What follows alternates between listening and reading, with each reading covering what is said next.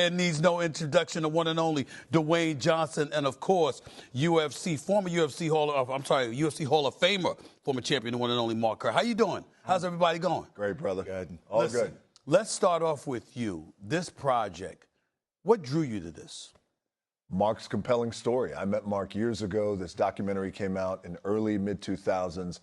And when you watch this documentary, you realize that Mark, one of the pioneers of MMA, of UFC, Mark Coleman, these guys, Don Fry, Randleman, Shamrock, all these, the Gracies, these guys not only accomplished incredible things for the sport of MMA, but also you realize, Stephen, that I realized very quickly, and especially after really getting to know Mark, it's not about the wins and losses, because in life, we don't want to lose. Everyone's looking for the win and chasing the win. And what I also realized, it's hard for anybody to relate to what it's like to be in the greatest fighter on the planet. At one time, Mark was. And one time, Mark was Mike Tyson. That's right. Completely undefeated and dominant. No one knows what that's like except, the very few. They can't relate to that. But what they can relate to is pressure.